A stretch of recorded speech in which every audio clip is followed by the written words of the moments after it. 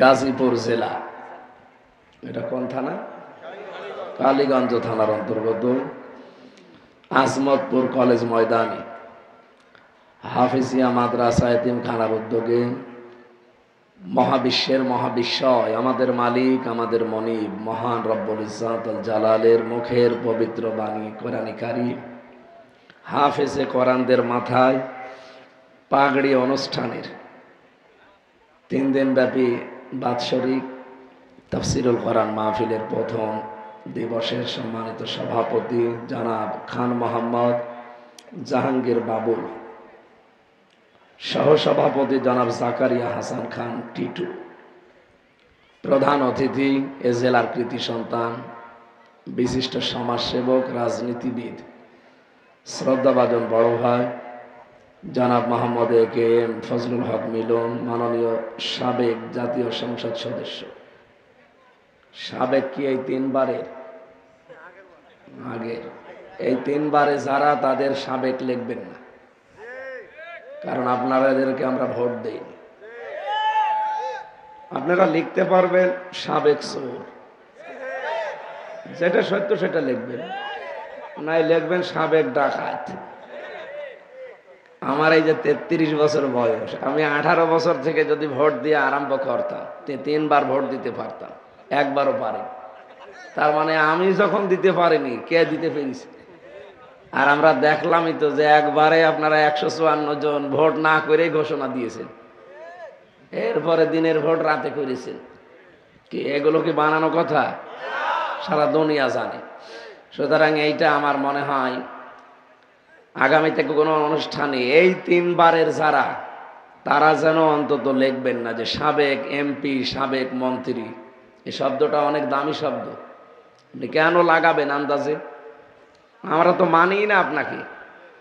নবীজি জানিয়েছেন ও ইমামের প্রতি আল্লাহ সব সময় নিজে লানত বর্ষণ করতে থাকে। আল্লাহ নিজে বরদোয়া করে যে ইমামের প্রতি সঙ্গত কারণে তার মুসল্লিরা নারাজ থাকে। এই ইমাম মানে শুধু মসজিদের ইমাম না, এই ইমাম মানে বাংলাদেশে 1628টা চেয়ার আছে। এই ইমাম, কথা বোঝেন? 1628টা চেয়ার ছিল এই দেশে। যারা এই চেয়ারগুলোতে ছিল তারা আমাদের ইমাম, তারাই এই দেশ চালায়।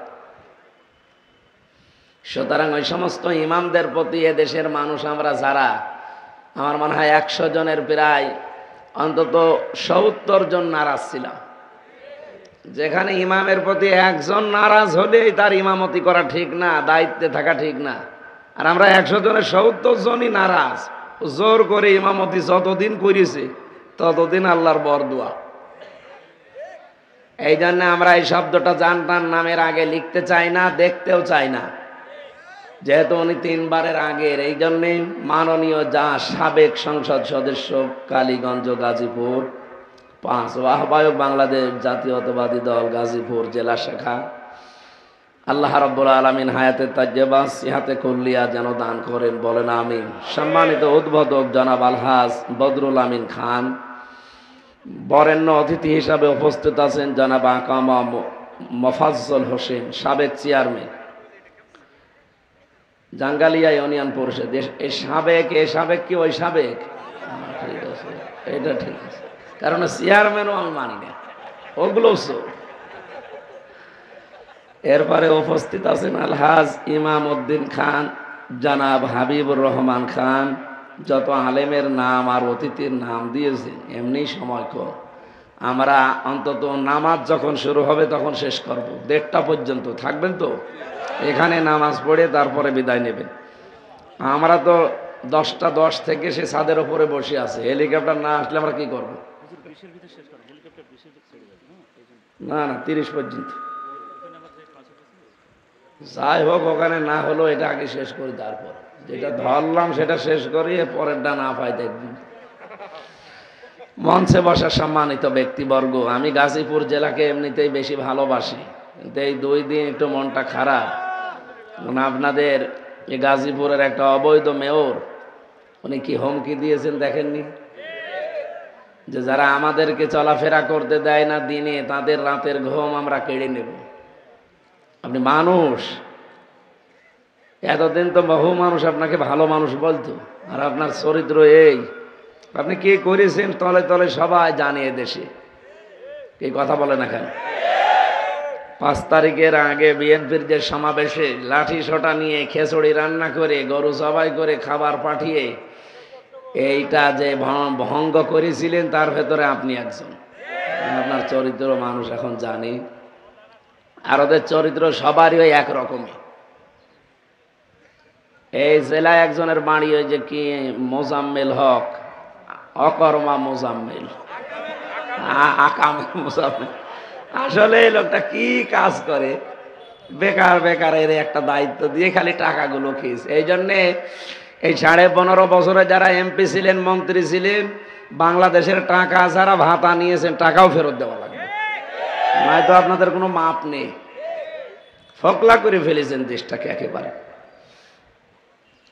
যে সমস্ত সম্মানিত শব্দগুলো আছে আল্লাহ নিজে বানিয়েছেন, এই শব্দগুলো কিন্তু সেখানে সেখানে লাগানো যাবে না। বিশেষ করে শহীদ, এই শব্দটা যেখানে সেখানে আজ আমরা লাগিয়ে দেই না। শহীদ জিয়া নামটা শুনলে আগে শহীদ চলে আসে। আমি কাবা শরীফে 16 সালে গিয়েছিলাম, প্রথমে নিজে ছিলাম তো এই জন্য বলছি। ওই সময় দেখতে পেলাম কাবার ইমাম, এই যে মসজিদের নামিরা যেটা আছে আরাফাতের ময়দানের পাশে, এই জায়গায় উনি খুতবা দিচ্ছিলেন, হজের খুতবা। আমি নিজে এই কানে শুনলাম, উনি দোয়া করছিলেন আরবিতে, শহীদ জিয়াউর রহমান। এটা আরবিতে বলছিলেন, বাংলা এটা যে আল্লাহ তুমি তার ওপরে তোমার রহমতের ছায়াটা দিয়ে দাও। কেন এ দোয়া করলেন? তার পরের যে আরবি শব্দগুলো তিনি বলছিলেন তার বাংলা অর্থ এটা। আপনারা তো আরবি বললে বুঝবেন না, এই জন্য বলছি। উনি এই কারণে দোয়া করলেন যে এই যে আরাফাতের ময়দানে এখন লক্ষ লক্ষ মানুষ এই যে ছায়া পায়, এই লোকটার কারণে। উনি নিম গাছ লাগিয়েছিলেন, এই বাংলাদেশ থেকে নিয়ে নিম গাছ লাগিয়েছিলেন। সাজারাত জিয়া বলে ওই দেশের মানুষ, জিয়া গাছ বা সাজারাত জিয়া। ওনার আরবির দোয়ার সারমর্ম বাংলায় এইটা দাঁড়িয়েছে, আল্লাহ এই লক্ষ লক্ষ মানুষের মাথার উপরে এই উত্তপ্ত ময়দানে যিনি ছায়ার ব্যবস্থা করলেন, তুমি তার মাথার উপরে তোমার রহমতের ছায়াটা দিয়ে দিও। ওই দিন যে কত লক্ষ হাসি ছিল আরাফাতে, সবাই বলেছে আমিন, যারা অন্তত বুঝেছে এই দোয়াটা। আর আমরা তো বলেছি, কারণ আমরা তো নিজেরাই ছায়া পেয়েছি। এই জন্য লোকটার নাম শুনলে দেখেন মানুষ আগে শহীদ বলে, কেউ এমনি জিয়া বলে, শহীদ জিয়া বলে। এই শব্দটা এত দামি আল্লাহর কাছে, কোরআনে কারিমে আল্লাহ 2 জায়গায় ধমক দিয়েছেন মানুষকে, মুখের ওপরে নোটিশ দিয়েছেন। সূরা বাকারা 153 নম্বর আয়াত, ওয়ালা তাকুলু লিমাই ইয়াকতালু ফি সাবিলিল্লাহি আমওয়াত। আল্লাহ বলেন যারা শহীদ হয়েছে এদের বলবি না যে মরে গেছে, না, বালা হয়াউন ওয়ালাকিল্লা তাশউরুন, এরা জীবিত, তোমরা টের পাও না। মানুষ মুখের পরে চিন্তা ভাবনা করতে পারে হৃদয় দিয়ে, যেহেতু ধারণা আসে মানুষের হৃদয়, এজন্য হৃদয়ের উপরও আল্লাহ নোটিশ দিয়েছেন, ওয়ালা তাহসাবান্নাল্লাযীনা কুতিলু ফি সাবিলিল্লাহি আমওয়াতা। এটা সূরা আলে ইমরান 169 নম্বর আয়াত, 4 নম্বর পারা, 11 নম্বর পৃষ্ঠার 7 নম্বর লাইনে আছে। আল্লাহ বলেন ধারণাও করবি না, মুখ দিয়ে তো বলবি না কোনোদিন যে ওগুলো মরে গেছে, না। শহীদ যারা এরা জীবিত, মুখ দিয়ে বলা যাবে না যে মরে গেছে, ধারণাও করা যাবে না মরে গেছে। বালা হয়াউন, তারা জীবিত, ইনদা রব্বিহিম ইরযাকুন, কিয়ামত পর্যন্ত আমি আল্লাহ নিজে তাদেরকে রিজিক দেই। সুতরাং শহীদ জিয়া উনি কিন্তু সাধারণ না, সাধারণভাবে মারা গেছে। ওনার নাম শুনলে মানুষ এই কথাটা এমনি বলে। আপনাকে কি আমি টাকা পয়সা দেয় যে বলেন তো শহীদ জিয়া, আপনি এমনি মুখ দিয়ে বলে ফেলেন। কারণ শহীদ না হলে শব্দ আমরা বলতাম না। কই শেখ মুজিবকেও তো মানুষ মেরে ফেলেছে, কেউ তো বলে না শহীদ মুজিব বলে। আমি আরো অনেককে শুনেছি যে না, ওইভাবে মারা ঠিক হয়নি, অন্তত টুকরো টুকরো করার দরকার ছিল, কারণ যা করেছে ওইভাবে মারা ঠিক হয়নি। ওই লোকটাকেও মেরে ফেলেছে, এনাকেও মেরে ফেলেছে। ওনার নামে আজ পর্যন্ত আমি শহীদ শেখ মুজিব কোনোদিন শুনিনি, কিন্তু সারা জীবন সেই ছোটবেলা থেকে শুনে আসছি এনার নামটা, যে কেউ বললে আগে বলে শহীদ জিয়া। আল্লাহ যেন শহীদ হিসাবে কিয়ামত পর্যন্ত তার কুদরতের খাবার তাকে খাওয়ার। তার সন্তানটা মারা গেছে আরাফাত। আল্লাহ রাব্বুল আলামিন কোন মানুষকে যদি সত্যি মেরে ফেলা হয় যে কোনো কায়দায়, তাকেও শাহাদাতের মরণ দান করে। তার ছেলেটাও কিন্তু সাধারণভাবে মরেনি, তাকে মেরে ফেলা হয়েছে। কি কথা বলেন না কেন? আল্লামা সাঈদীকে উনি এমনি মরেনি, ওনাকে মেরে ফেলা হয়েছে। এই জন্য মানুষ ওনার নাম শুনলে এখন আল্লামা শহীদ দেলাওয়ার হোসাইন সাঈদী রহমতুল্লাহ আলাই বলে। বহু মানুষকে বিচারিক এই কায়দায় আপনারা মেরে ফেলেছেন। সত্যিই যারা ওই অপরাধী না, তাদেরকে যদি এভাবে মেরে ফেলেন, তারা তো শহীদ হয়েছে। যারা মারলেন তাদের জন্য জান্নাত হারাম হয়ে গেছে। গোলাম মাওলা রনি আওয়ামী লীগের সাবেক এমপি, এই যে অবৈধ এমপি নাকি, ও ভালো এমপি ছিল, ওইটা অবৈধ। ও জানিয়েছিল কাদের মোল্লা, আব্দুল কাদের মোল্লা শহীদ, এই লোকটার সাথে আমি জেলখানায় ছিলাম। আর ওর নিজের বাড়িও পটুয়াখালী না, বাড়িও ফরিদপুরের এই সদরপুরে। ওর নানা বাড়ি ওখানে, এখানে ছোটবেলা থাকে মারা মানুষ হয়েছিল। নিজে বলেছে যে আমি ছোটবেলায় এই লোকটার সাথে, আমার নানাদের সাথে মিশে দেখেছি। ইনি বীর মুক্তিযোদ্ধা ছিলেন, অথচ তার নামটা পরিবর্তন করে কসাই কাদের দিয়ে তাকে মেরে ফেললেন। সে যেদিন ফাঁসি হবে, তার স্ত্রী পিয়ারি বলে ডাকতো স্ত্রীকে, সে গিয়েছিল দেখা করার জন্য মাগরিবের পরে, শেষ দেখা। যে দেখছে চা খাচ্ছে। কি গো তুমি এই অবেলায় চা খাও? বলে আজকে রোজা ছিলাম, শুনলাম যে আর 3 ঘন্টা পরে আমার ফাঁসি। তা আমি শেষ খাওয়া খেয়ে নিলাম দুনিয়ার। এ দুনিয়ার খাবার তো আর খেতে পারবো না, আমার আল্লাহর সাথে সাক্ষাতের সময় হয়ে গেছে। স্ত্রী লিখেছে, ওইটা এখনো ইন্টারনেটে ভাসতেছে। 3 ঘন্টা পরে যার ফাঁসি, সে সারাদিন রোজা রেখে ইফতারি করে চা খেয়ে নতুন পোশাক পরে মনে হচ্ছে যে শ্বশুর বাড়ি যাবে। শুনতে যতটা সহজ মনে হচ্ছে, বিষয়টা অত সহজ। আপনাকে যদি শুধু বলিয়ে দেওয়া যায় যে আপনি 10 দিন পরে মরে যাবেন, আপনি এমনি মরে যাবেন। তার মাত্র 3 ঘন্টা পরে সে জানছে যে আমি মরে যাব। কোন রকমের দুশ্চিন্তা শরীরের ভেতরে নেই, চেহারার ভেতরে কোনো ছাপ নেই। একেবারে মনে হচ্ছে উজ্জ্বল চেহারা নিয়ে মালিকের সাথে দেখা করতে যাচ্ছে। এই মানুষগুলোকে আপনারা মেরে ফেললেন। সবচাইতে বড় আশ্চর্য, এখনো পর্যন্ত এরকম একটা মারাত্মক মানুষ, এই পৃথিবীর জন্য মারাত্মক মানুষ 6 জন, তার ভেতরে উনি একজন। এই শেখ হাসিনা, আমি নামটা ধরতেও ঘৃণা লাগে আমার। এখনো কোনো অনুশোচনা আছে? সারা জীবন যা করেছে তো করেছে, অন্তত 24 সালে 2732 জন আর্মি মেরে ফেললেন। আপনি না মানলে ওগুলো পারতেন, পালিয়েই যখন যাবেন, কয়দিন আগে চলে গেলে তো কিছু হইতো না। চলেও গেলেন, অন্তত আমাদেরকে মেরেও গেলেন। এদেশে এখন এমন ঋণ দিয়ে গেছেন, এখন কেউ জন্ম নিলে তার মাথার উপরে লাখ টাকার উপরে ঋণ। যাওয়ার সময় 14টা ব্রিফকেস নিয়ে গেছেন, সব ছাই ভরা ছিল। বলেন, পাইলটকে জিজ্ঞাসা করেছে ব্রিফকেস উঠেছে, বলছে হ্যাঁ চলো। কারোর সাথে কথা বলেনি। আমার দেশ পত্রিকায় সব আসতেছে এখন, একটা কথা কারোর সাথে বলেনি। কাওয়া কাকুকে যে বলবে যে কাওয়া চলে গেলাম, তাও বলেনি। আমারে তো একটু নাম্বার জোগাড় করে বলতে পারতো না যে হামজা 3 বছর জেল খাটালাম, বেকার চলে গেলাম, মাফ করে দিও, তাও বলেনি। আমি আর কার নাম বলব? সুতরাং ওই মানুষটার বাবার নাম আমি শহীদ শুনি না, কিন্তু তারেক জিয়ার পিতার নাম শুনি শহীদ জিয়া। আল্লাহ যেন তাকে শাহাদাতের মর্যাদা দান করেন। তার বেগম, তার ম্যাডাম বেগম খালেদা জিয়া অসুস্থ, আপনারা জানেন। এরা আইন দেখাতো যে না, ওনার বিদেশে যাওয়া কোনো বৈধতা নেই। তো এখন বৈধতা হলো কি করে? সবগুলো বানানো নিয়ম নীতি এদের। বিচার ব্যবস্থাকে পুরাটা কন্ট্রোল করতো হাসিনা একা। আমার ফাইলের উপরে লাল দাগ দিয়েছিল, আমার আর মামুনুল হকের। বলেছিল যারাই জামিন পাকে, এই 2টা যেন জামিন না পায়। একেবারে জামিনই দেয়নি, অথচ মামলা কিছুই না। যদি আমার সাজা লাগিয়ে দিত, তাও 3 মাসের বেশি আমি জেলে থাকি না, অথচ 3 বছর ফাঁসির কন্ডেম ছেলে আমার রেখে দিয়েছে। আর যে টর্চার করেছে রিমান্ডে, আমার এমন কোনো জায়গা নেই চুল থেকে পা পর্যন্ত এক চুল ফাঁকা নেই যেখানে টর্চার নেই। শরীরে জামা কাপড় খোলা যায় না, এই যে কণ্ঠ শরীর সব নষ্ট করে দিয়েছে শয়তান। এখন আয়না ঘর আবিষ্কার হয়ে কত কিছু দেখা যাচ্ছে না। আমি নিজে রিমান্ডে দেখেছিলাম, এবার চেয়ারে বসিয়ে দেয়। এটা তো বৈদ্যুতিক চেয়ার দেখতে পাচ্ছেন, এখানে শক দিলে কাঁপে। আর আমার যে চেয়ারে নিয়েছে তো চেয়ারে ভাবে বসিয়ে ক্লিপ দিয়ে আটকিয়ে দিত, পায়ের সাথে হাতের সাথে গলার সাথে।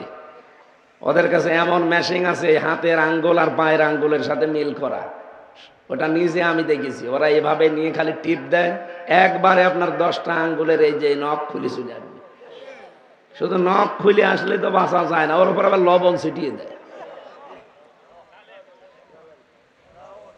আর এই যে বসে আছে চেয়ারে সব তো আটকানো, শুধু একবার সুইচ টিপবে 1 মিনিটে 120 বার ঘুরবে। আপনি 1 মিনিট পরে মনে হবে 3-4টে দুনিয়া দেখতে পাচ্ছি। এই ছিল এদের অবস্থান। উনি তো হালকা পাতলা দিয়েছে, আর আমি নিজে, উনি তো ছিল, আমি বাস্তবে সব দেখে এসেছি। আমার উপরে ওগুলো গেছে, এখন আমার নিজের মনে হলে ভয় লাগে। সম্মানিত ভাইরা, আমরা ওই সমস্ত অবস্থাগুলো আর সামনে দেখতে চাই না। দুনিয়া যা হয়ে যায় যা, কয় না অন্তত আয়না ঘর যেন সামনে আর কেউ তৈরি করতে না পারে। মানুষ যখন অপরাধের সীমা ছাড়িয়ে যায় তখন তার অনুশোচনা বোধ আল্লাহ বন্ধ করে দেয়। ইন্নামা নুমলি লাহুম লিয়াজদাদু ইসমা ওয়া লাহুম আযাবুম মুহিন। সূরা আলে ইমরান 168 নম্বর আয়াতের শেষের অংশে আছে। যখন মানুষের পাপের বোঝা পরিপূর্ণ হয়ে যায় তখন ওর ভেতরে যে অপরাধ বোধ কাজ করবে, একটু অনুশোচনা আসবে, ওইটা আর আসে না, আল্লাহ ওইটা তুলে নেয়। আমার মনে হয় ওনাদের অবস্থা এখন তাই। পাপের বোঝা একেবারে পাল্লা ভার হয়ে আরো পড়ে যাচ্ছে, তো অনুশোচনা করবে কি করে? এই জন্য আমি নিজে টের পেয়ে আমার এখন ভয় লাগে, অনুশোচনা লাগে যে ওই মানুষগুলো এখনো পরিবর্তন হয় না, এটা তওবা করে না, এখনো পর্যন্ত বিদেশের মাটিতে বসে বসে ষড়যন্ত্র চালিয়ে যাচ্ছে। এই দেশে আবেগ নিয়ে কিছু হবে না ভাই। উগ্রপন্থী হিন্দু কিছু আছে, এরা যেহেতু ডোনাল্ড ট্রাম্প এসেছে, এরা টাকা পয়সা খরচ করে, আর এরা তো টাকা পয়সা কম মারেনি বাংলাদেশ থেকে। এদেশে জামাত বিএনপির কাছে কোনো টাকা আছে? টাকা তো সব ওই শয়তানদের কাছে। এই টাকা পয়সাগুলো এখন এই লবিস্ট নিয়োগ করছে উগ্রপন্থী হিন্দু যারা আছে আমেরিকায়, এরা এই টাকাগুলো কাজে লাগিয়ে বাংলাদেশে একটা জঙ্গি রাষ্ট্র হতে যাচ্ছে, ডক্টর ইউনূস এরকম কিছু করতে চাচ্ছে, এই রকম কথাগুলো ট্রাম্পকে বোঝায়। আর এই যে জুমার দিন মানুষ নামাজ পড়ে বের হয়, ঈদে নামাজ পড়ে বের হবে, এগুলো সবই তুলে ওখানে পাঠাবে ট্রাম্পের কাছে। এই দেখেন কি আন্দোলন চলছে, সব মাথায় টুপি আর দাড়ি, আর ওরা তো দাড়ি টুপি দেখলে এমনি ভয় পায়। এই জন্য ষড়যন্ত্র কিন্তু খুব গভীরে। আর এদেশে এখনো পর্যন্ত বললাম না 1628টা চেয়ারে সবগুলো জালেম তো এখনো যায়নি। কি কথা বলেন না কেন? জালেম সব চলে গেছে, এখনো অনেক জালেম আছে। এই জন্যই তো পুলিশের সাবেক আইজি বেনজির কয়েকদিন আগে ঘোষণা দিয়েছে যে এখনো প্রশাসনে আমাদের 100 জনের 90 জন আছে, কোনো চিন্তা নেই, আমরা আবার চেষ্টা করছি ঘুরে দাঁড়ানো। এদেশের মানুষকে যদি হালকা পাতলাও এদের বিবেক থাকে, জয়নুল আবদিন ফারুককে যেভাবে পিটিয়েছে, এটাকে মানুষ মনে করেছিল? তারা পশুর মতো পিটিয়েছে একজন হুইফকে। একটা হুইফকে যদি এভাবে পিটাতে পারে, আমাদের ধরলে তো পিটিয়ে মেরেই ফেলত। আমার 11 ঘন্টা টাঙিয়ে রেখেছিল দড়ি দিয়ে। কি করেছিলাম আমি কি আপনি আপনার মেয়েকে তুলে নিয়ে গেছি? আমি জেরা করেছি, আমি মার্ডার মামলার আসামি। কোন কারণে? আমার কাছে অস্ত্র পেয়েছেন। এই সবগুলো হিংসার বশবর্তী হই। এই মানুষটার ভেতরে এত হিংসা, যার উপরে ওই যে সুরঞ্জিত বাবু বলেছিল না যে বাঘে ধরলে ছাড়ে, ও হাসিনা ধরলে ছাড়ে না। আসলে তাই, খালেদা জিয়াকে ধরেছিল তো এই কারণে যেতে দেয়নি। এখন দেখেন ঠিক মতো গেছে, অন্তত ম্যাডাম এখন সুস্থ, আবার যেন সুস্থ হয়ে দেশের মাটিতে ফিরে আসে। তার ছেলেটা অনেক দিন বাইরে, আল্লাহ যেন তাকেও ফিরিয়ে নিয়ে আসে, বলেন আমিন। আমি বহুদিন তারেক জিয়া সাহেবের পিএস অপু ভাইয়ের সাথে ছিলাম, 3 বছর একাধারে। তার কাছ থেকে আমি যা পেয়েছি বলার মতো না। এই জন্যে বিভিন্ন অনুষ্ঠানে এবং তাহাজ্জুদের নামাজেও আল্লাহর এই বান্দার জন্য আমি দোয়া করি মন থেকে, আল্লাহ অপু ভাইকে যেন সত্যিই মাফ করে দেয়। সম্মানিত ভাইরা, আমরা আজকে আপনারা লিখে দিয়েছেন সূরা লোকমানের 2য় রুকু থেকে আমার আলোচনার বিষয়। এখানে দেখলাম প্রত্যেকের আলোচনা আলাদা আলাদা দিয়েছেন বিষয়গুলো। হ্যাঁ, আমরা নির্ধারিত বিষয়ে কথা বলছি। এবার সূরা লোকমান, কোন সূরা? এই পৃথিবীতে তিনজন মানুষকে আমার আল্লাহ সবচাইতে বেশি কালো বানিয়েছিলেন। এদের মতো কালো মানুষ দুনিয়ায় আর আসে না। এক নম্বরে হযরতে লোকমান, দুই নম্বরে হযরতে বেলাল, তিন নম্বরে হযরতে মাহসা রাদিয়াল্লাহু তাআলা আনহু। এটা হযরত ওমর রাদিয়াল্লাহু তাআলা আনহুর বাড়ির কাছের মানুষ ছিলেন। তো এই তিনজন মানুষের মর্যাদা আল্লাহর কাছে এত বেশি হয়ে গেছে, চেহারার দিকে আল্লাহ তাকান নাই। ইন্নাল্লাহা লা ইয়ানজুরু ইলা সুওয়ারিকুম ওয়া আমওয়ালিকুম, অবশ্যই আল্লাহ তোমাদের চেহারার দিকে, সম্পদের দিকে তাকান না। ওয়ালাকিন ইয়ানজুরু ইলা কুলুবিকুম ওয়া নিয়াতিকুম, আল্লাহ অবশ্যই তোমাদের চেহারার দিকে তাকান না, সম্পদের দিকে তাকান না। আল্লাহ তাকান শুধু তোমাদের কলবের দিকে। কার কলবটা কত পরিষ্কার আছে আল্লাহ এইটা দেখতে চান, আর কার নিয়ত শুদ্ধ আছে এইটা আল্লাহ দেখতে চান। যে তিনজনের নাম বললাম, হযরতে বেলাল, হযরতে মাহজা আর লোকমান, তিনজনের চেহারা ছিল কালো, অন্তর ছিল ধবধবে সাদা। আর সাদা অন্তরের মানুষগুলোকে আল্লাহ তার বানানো জান্নাত দান করবেন। আল্লাহ যেন আমাদের অন্তরকেও ধবধবে সাদা বানিয়ে দেন, হযরতে বেলালের মতো, বলেন আমিন। লোকমান তিনি নবী ছিলেন না, একজন আল্লাহর বুজুর্গ বান্দা ছিলেন, অথচ কোরআনে কারিমে আল্লাহ 34টা আয়াত তার নামে নাযিল করেছেন। কয়টা? লোকমানের নামে আল্লাহ রাব্বুল আলামিন এমন এমন তথ্য এই সূরার ভেতরে তুলে ধরলেন, কিয়ামত পর্যন্ত হয়তো আমরা থাকবো না, কিন্তু এই সূরা লোকমান থাকবে।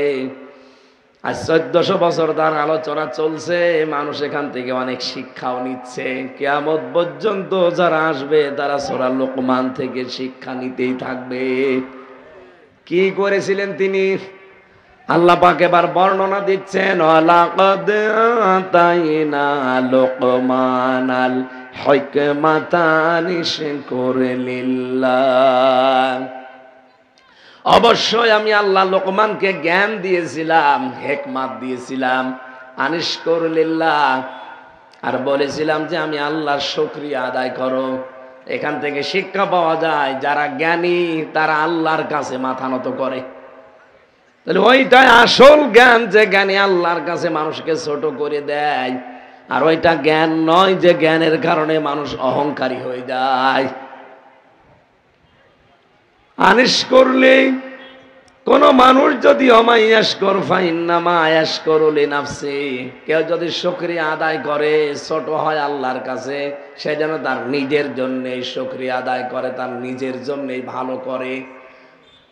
রব্বুল আলামিন সূরা আর-রুমের ভেতরে 44 নম্বর আয়াতের শেষের দিকে এটা পাবেন, অমান আমিলা সলিহান ফালি আনফুসিহিম ইয়ামাহাদুন, কোন মানুষ যদি দুনিয়ায় ভালো কাজের আঞ্জাম দেয়, সৎ কাজ করে, নেক কাজ করে, সে যেন নিজের জন্য তার জান্নাতের আবাস তৈরি করে রাখে। বলেন সুবহানাল্লাহ। এজন্য আমরা যে জ্ঞানী এটার প্রমাণ হবে যদি আমরা আল্লাহর শুকরিয়া আদায় করি। কার? আমান কাফারা, কেউ যদি কুফরি করেন, ফাইন্নাল্লাহা গনিয়্যুন হামিদ, আমার আল্লাহ পাকের কোনো ক্ষতি নেই, তিনি ছোট হবেন না, তার কোনো সমস্যাও নেই, কারণ তিনি গনি, তিনি হামিদ, তিনি একদিকে প্রশংসিত আর একদিকে তিনি ধনী। আমরা আল্লাহর প্রশংসা না করলে তার ক্ষমতা কমে যাবে, বিষয়টা এরকম। বলেন, শুকরিয়া আদায় করছি তো আমার নিজের উপকারার্থে, তার শুকরিয়া আদায় করব আমার নিজের জন্যে, কারণ যত বেশি শুকরিয়া আমার আমলনামায় থাকবে, তত বেশি জান্নাতের ভেতরে আমার শান্তির নিবাস তৈরি হবে। হযরত লোকমানের এখান থেকে তাহলে প্রথম শিক্ষা পেলাম কি? জ্ঞানী যারা হবে মানুষগুলো আল্লাহর কাছে ছোট হবে, এদের ভেতরে অহংকার জায়গা পাবে না। সুতরাং এই যে 15.5 বছর আমরা দেখেছি কি অহংকার নিয়ে তারা কথা বলতো, কি দাপট তাদের। সব চাইতে আমি বেশি এর আগে বুঝতাম না, রিমান্ডে 20 সাল থেকে বহুবার ওরা আমার রিমান্ডে নিয়ে গেছে। 20 থেকে এই 23-এর একেবারে ডিসেম্বরের 8 তারিখ পর্যন্ত এই 3টা বছর আমি দেখেছি এ মানুষগুলো যারা দায়িত্বে ছিল তাদের অহংকার কি, তাদের বড়ত্ব কি, কাউকে তারা মানুষই মনে করতো না। আমি যাই হই, কারেন্ট চলে গেল, একটু লাইনটা দেন।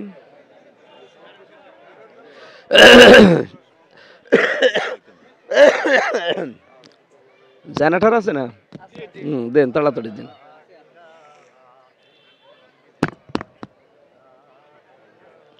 ওখানে একজন বসিয়ে রাখতে পারেননি? ঠিক আছে।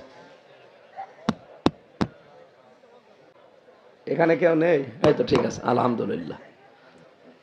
আমার ভাইরা এদিকে টাকা নাই, নামাজ বললাম এখানে পড়া হবে, বসেন বসেন বসেন, নামাজ পড়ে যাবেন ভাই। আমরা আর 15-20 মিনিট পরে এখানে নামাজ পড়ে নেবো, বসেন। বলেন তো, আমি যে রিমান্ডের কথা বললাম, আমি এমনি বলছি না, যে এখনো পর্যন্ত অনেক জালেম কিন্তু সাফাই গাচ্ছে যে আয়না ঘর এগুলো বানানো। আরে বানানো আমি নিজে দেখে আসলাম। আর বানানো মানে আমাকে আপনি বানানো বলে বিশ্বাস করাতে পারবেন? আমি নিজে তো ভিকটিম, নিজে সাক্ষী। আমি আমার নামে যাই হোক, অন্তত একটা আলেম লেখা আছে না, যে মুফতি আমির হামজা, এইটা দেখেও তো অন্তত একটু দয়া লাগার কথা। অথচ সেই কয়টায় দায়িত্বে ছিল দেখতাম, নাম দেখে আরো টর্চার বাড়িয়ে দিত। জেলখানার ভিতর যেহেতু আমার 24 ঘন্টা তালা লাগিয়ে রাখতো, আমার বের হতে দিত না, সিসি ক্যামেরা দিয়ে রেখেছিল। আমারে আর গিয়াসউদ্দিন মামুন রে, বলছে এই দুইটারে দিয়ে রাখবা সব সময়।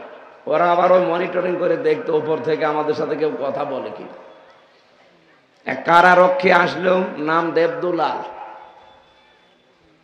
চিন্তা করলাম ও ছাতা তো আলেম সালেম কিছুই বোঝে না, সারাদিন তো আমার তালা মারি রাখে, একটু বলি যে একটা বই নিয়ে এসে দিন। বললাম যে স্যার একটা বই নিয়ে এসে দিতে পারেন না, সারাদিন বসে থাকি কিছুই নেই।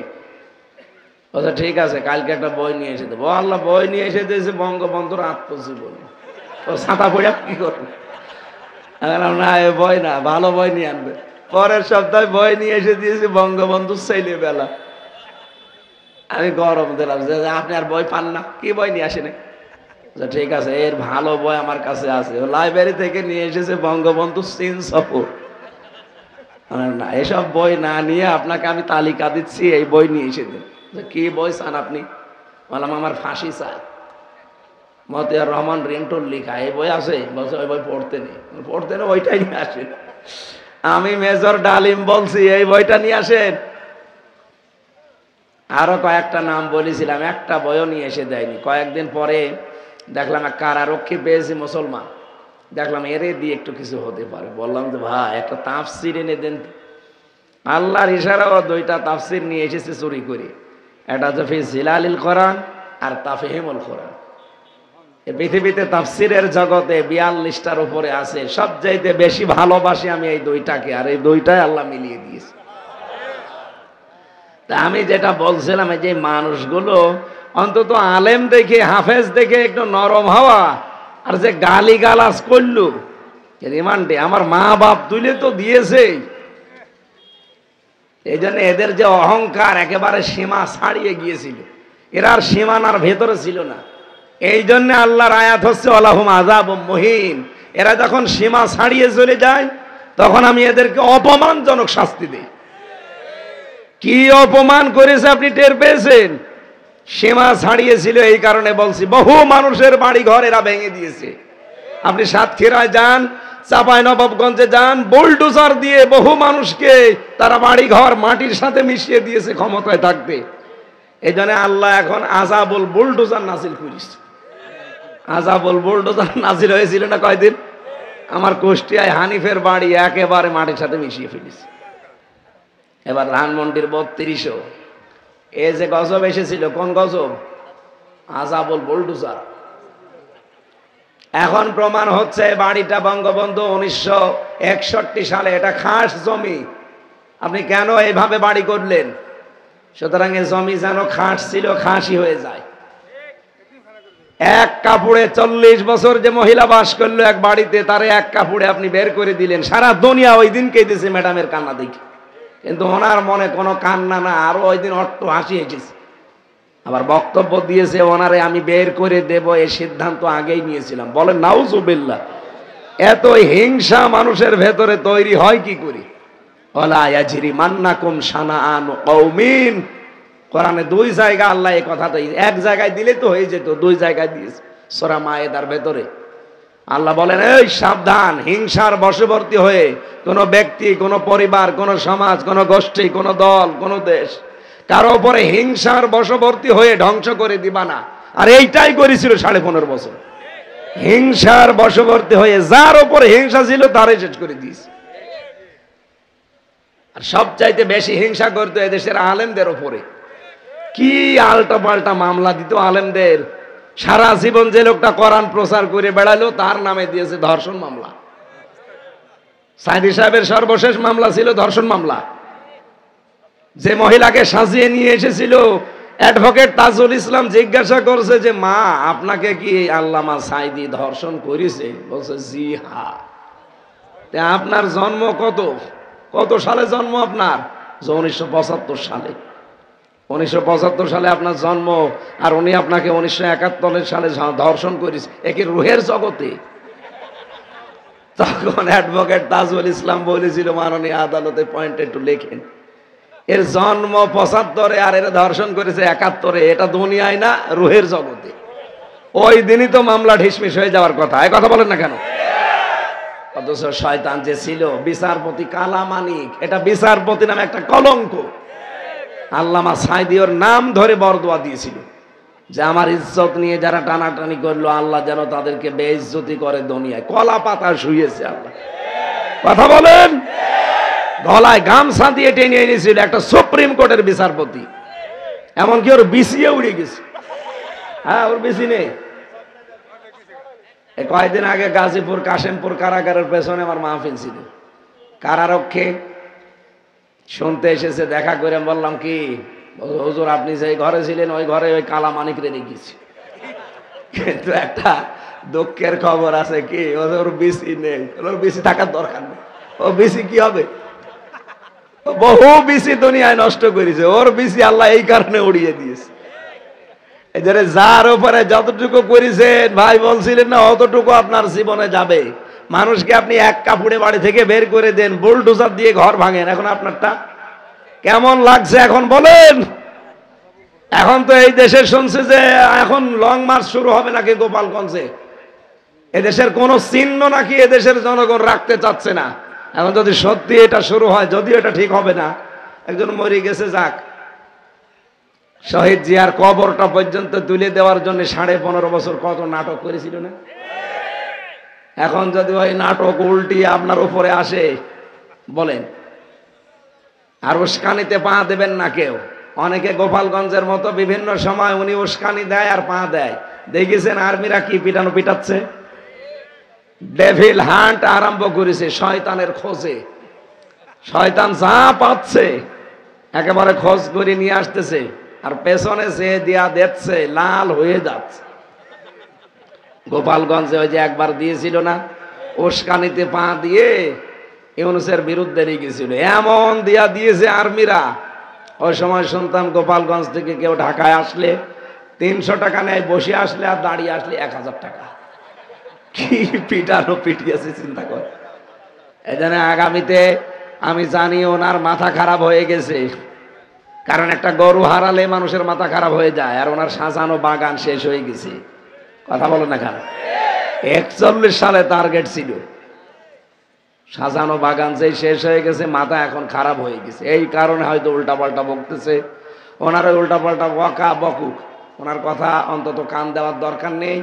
ওনার কথায় কান দিয়ে যদি আপনি নিজের ভবিষ্যৎ নষ্ট করেন, আবার আজাবুল বুলডোজার নাজিল হয়েছিল, ডেভিল হান্ট নাজিল হয়েছে, এরপরে কিন্তু আবার আর একটা আজাব আসতেছে। এই জন্য আমরা যেন কারো উস্কানিতে পা দিয়ে দেশটাকে অস্থিতিশীল করতে চেষ্টা না করি। আল্লাহ তুমি আমাদের সম্মতি দাও, বলেন আমিন। এরপরে হযরতে লোকমানের নামটা আল্লাহ চিরন্তন করে দিয়েছেন দুনিয়ার মানুষের কাছে। এই কারণে এখানে এবার শিক্ষা দিয়েছেন আল্লাহ। ওয়াইদ ক্বালা লুকমানু লিবনিহি ওয়া হুয়া ইয়াইযুহু ইয়া বুনাইয়া লা তুশরিক বিল্লাহ ইন্নাশ শিরকা লা যুলমুন আযীম। রব্বুল আলামিন বলেন, এই যে লোকমান নামে এই লোকটাকে আমি চিরন্তন করে দিয়েছি কেন জানো? হে পৃথিবীর মানুষেরা, তোমরাও হয়তো 100 বছর পরে আর থাকবে না, কিন্তু তোমাদেরকেও আমি চিরন্তন করে রাখতে পারি। কি করেছিলাম লোকমানকে? এবার তাকান। তিনি তার ছেলেটাকে ডাক দিয়ে বললেন, আমার কলিজার টুকরা, দুনিয়ায় যাই করো শিরিক করবা না। কি করবা না? ইন্না শিরকা লা যুলুমুন আযীম, শিরিক আল্লাহর সাথে বড় জুলুম। আল্লাহ পাক বলেন, কথাটা আমার এত বেশি পছন্দ হয়েছে, লোকমান তার সন্তানকে পরিচয় করাচ্ছে আমি আল্লাহর সাথে, আর আমি আল্লাহ নিজে তামাম দুনিয়ার সব সন্তানকে পরিচয় করিয়ে দিলাম মা বাবার সাথে। লোকমান যেহেতু বাবা ছিলেন, সন্তানকে পরিচয় করিয়েছে কার সাথে? আর আমি আল্লাহ নিজে দায়িত্ব নিয়ে লোকমানের সাথে তার সন্তান শুধু না, কিয়ামত পর্যন্ত যত সন্তান দুনিয়ায় আসবে তাদের কাছে যে মা বাবা কি জিনিস সেটা আমি আল্লাহ নিজে বুঝিয়ে দিলাম। ওয়াসাইনাল ইনসানা বিওয়ালিদাইহি হামালাতুহু উম্মুহু ওয়াহানান আলা ওয়াহনি ওয়াফিসালুহু ফি আমাইনি আনিশকুর লি ওয়া লিওয়ালিদাইকা ইলাইয়াল মাসির। হযরত লোকমান শুধু পরিচয় করিয়েছিল তার সন্তানটাকে আমার সাথে, আর আমি নিজে তামাম দুনিয়ার সব সন্তানকে পরিচয় করিয়ে দিলাম তাদের মা বাবার সাথে। পৃথিবীর সন্তানেরা, তোমরা কিন্তু মা বাবার সাথে ভালো ব্যবহার করবা। আল্লাহর ইবাদত করা যেমন ফরজ, মা বাবার খেদমত করা, তাদের সাথে ভালো ব্যবহার করা ফরজ। মা বাবার আইন মানা ফরজ না, মা বাবার ইবাদত করা ফরজ না। ইবাদত হবে কার? আইন মানতে হবে কার? কিন্তু মা বাবার সেবা করা লাগবে। মা বাবার সেবা করা কিন্তু নফল না, এটা নামাজের মতো ফরজ। এটা হাজারো সন্তান আমরা এই পরিচয়টা অনেকে জানি না। মা বাবার যে কি কষ্ট বিজ্ঞান এখন দেখাচ্ছে, একটা মানুষ সর্বোচ্চ 45 ইউনিট কষ্ট সহ্য করতে পারে শরীরে, কিন্তু মা আমার মুখ দুনিয়ায় দেখাতে গিয়ে 57 ইউনিট কষ্ট সহ্য করেছে। এই পৃথিবীতে 57 ইউনিট কষ্ট সহ্য করা কোনো পুরুষ মানুষ নেই, আর হবেও না। কিন্তু মায়ের এই পেট থেকে আসার সময় যে যন্ত্রণাটা, 32টা নাড়ি একবারে ছিঁড়ে গেছে। 32টা নাড়ি একবারে ছিঁড়ে গেছে। বিজ্ঞান এখন এই কষ্টটার পরিমাপ করে জানিয়েছে যেটা 57 ইউনিট পর্যন্ত কষ্ট মা সহ্য করে। এই জন্য আল্লাহ নিজের নামের পরে মায়ের নাম দিয়েছেন। অথচ হাজারো সন্তান এই বিষয়টা আমরা জানি না।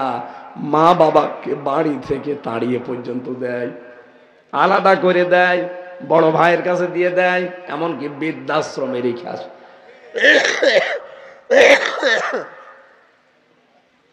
দুনিয়াতে যদি আপনি সম্মান চান, পৃথিবীর ময়দানে যদি মর্যাদাবান হতে চান, অর্থ সম্পদের মালিক হতে চান, মাস্ট বি আপনাকে মা বাবার সেবা করা লাগবে, তাদের বাধ্যগত থাকা লাগবে। যদি আমরা অনেক সন্তান স্ত্রীর কারণে পারি না, এক কথা বলছে না কেন? অনেক বউ এমন আছে শুধু বারবার ঘ্যানর ঘ্যানর করতে থাকে যে বুড়ো বুড়িকে আলাদা করে দাও। আপনি নিজের মা বাবা হলে পারতেন কথা বলতে। সম্মানিত মা বোনেরা, বিভিন্ন জায়গায় যারা বসে আছেন, খালি নামাজ পড়া, রোজা রাখার, কালো বোরকা পরা ইবাদত না, শ্বশুর শাশুড়িকে নিজের মা বাবার মতো মনে করা ইবাদত। এক কথা বলেন না কেন? আর আমি নিজের স্বামী, আল্লাহর কসম করে বলছি, আমি সব স্বামীর পক্ষ নিয়ে বলছি, প্রত্যেকটা স্বামী আমরা চাই আমার স্ত্রী যেন আমার মা বাবার সাথে তার নিজের মা বাবার মতো আচরণ করে। সত্যিই কোনো বউ যদি স্বামীর মন 100 ভাগ পেতে চায়, সে যেন স্বামীর মা বাবার সাথে নিজের মেয়ের মতো হয়ে যায়। তাছাড়া জীবনও আপনি স্বামীর মন পাবেন না। হয়তো সামনাসামনি দেখানোর জন্য ভালো ব্যবহার করবে, তো ভেতরে ভেতর ওই স্বামীটা মানসিক রোগী হয়ে যাবে। এরকম মানসিক রোগী ছেলে আমরা নেই? কারা আছেন দেখি হাত তোলেন তো। বুড়ো মানুষ হাত তোলার দরকার নেই, আপনি আবার কার সাথে আলাদা হবেন। কয়েকদিন আগে আমি গিয়েছিলাম নীলফামারী, ওখানে নিয়ে গেল একটা বৃদ্ধাশ্রম দেখতে। যে দেখি এই কোলে 25 জন মা, এই কোলে 25 জন বাবা বসে আছে, প্রত্যেকের চোখের ভেতরে টল টল করছে পানি। আমি দুইজনের সাথে কথা বললাম, একজন বলছে হুজুর আমার ছেলে ডিসি, আর একজন বলছে আমার ছেলে আমেরিকায় থাকে। শুধু আমার বৌমার ঘ্যানোরের কারণে আমাদের কাছে 3 বছর রেখে গেছে। ওদের চোখের দিকে তাকিয়েই মনে হচ্ছে প্রতিটি মা বাবার সন্তানের জন্য বদদুয়া দিচ্ছে।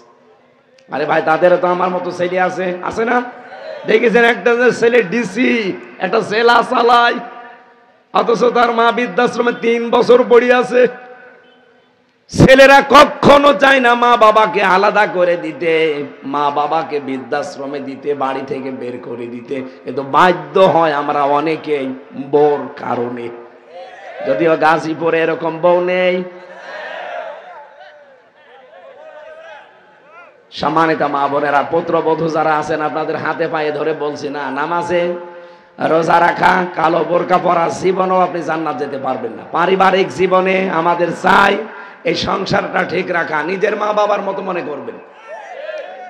এখন যে জল্লাদ আছে, শাহজাহান জল্লাদের পরে ইলিয়াস, এই লোকটা কিন্তু শুধু মায়ের কারণে, মাকে জিনিসপত্র দিলে বউ রাগ করত।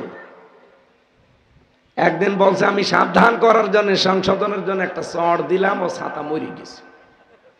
তখন ওর মা বাবা মার্ডার মামলা দিয়ে আমার জেলে, এই যে 30 বছর আমার জেল, আমি ফাঁসির আসামি ছিলাম, এখন আমার 30 বছর জেল খাটা লাগবে, অন্তত 22 বছর তো থাকাই লাগবে। এই যে ফাঁসির দায়িত্ব পেয়েছি আমি, বলেন তো এই লোকটার কি খুব বড় অপরাধ? সে মা বাবাকে জিনিসপত্র দিত, তার বোনকে দিত, কিন্তু এই বউটা সহ্য করতে পারতো না। কি করলেন বউ? দুনিয়া থেকে আপনিও বিদায় নিয়ে চলে গেলেন, আরে স্বামীটাকে 30 বছর এখন জেল খাটাচ্ছে। মা বোনেরা, আমি আর বলতে পারলাম না কথা, এখন 1:30 বেজে গেছে। যেহেতু ওনারা তাড়াতাড়ি করছে, ওনাদের নির্ধারিত সময় তো, আর একটা অনুষ্ঠান ধরা লাগবে। আমার আজকের অনুষ্ঠান আছে ওই যে দেওয়ান সালাউদ্দিন বাবু, ওনার ওখানে সবাই, ওখানে এখন যাওয়া লাগবে, উনিও বসে আছে। আগামীতে আবার আসলে রাতের বেলা আসবো আপনাদের কাছে, দিনের বেলা আসলে গ্যাঞ্জাম হয়ে যায়। আর আজকে শিডিউলটা আসলে কুয়াশার কারণে সমস্যা হয়ে গেছে। আমি আবার আসলে কথা বলবো ইনশাআল্লাহ। আমার শরীরটা যেন আল্লাহ আগের অবস্থায় ফিরিয়ে দেন, আল্লাহুম্মা আমিন। লা ইলাহা ইল্লা আনতা সুবহানাকা ইন্নী কুনতু মিনাজ জালিমিন। রব্বুল আলামিন, তোমার যে বান্দায় মাহফিলের আয়োজনে আঞ্জাম দিয়েছে, তার মা বাবার জন্য সে দোয়া চেয়েছি, মেহেরবানি করে তার মা বাবাকে মাফ করে দাও। মাহফিলের সম্মানিত সভাপতি, সহসভাপতি, আমাদের প্রধান অতিথি ফজলুল হক মিলন ভাই সহ যত মানুষ এখানে এসেছে, আল্লাহ আমাদের জীবনের অপরাধগুলো মাফ করে আমাদের ওই জায়গাটা নেকি দিয়ে পাল্টিয়ে দাও রব্বুল আলামিন। আজকে অপু ভাইয়ের সাথে কথা বললাম, তিনি দোয়া চেয়েছে ম্যাডাম খালেদা জিয়ার জন্য। ম্যাডাম খালেদাকে তুমি আবার সুস্থ করে আমাদের মাঝে ফিরিয়ে দাও।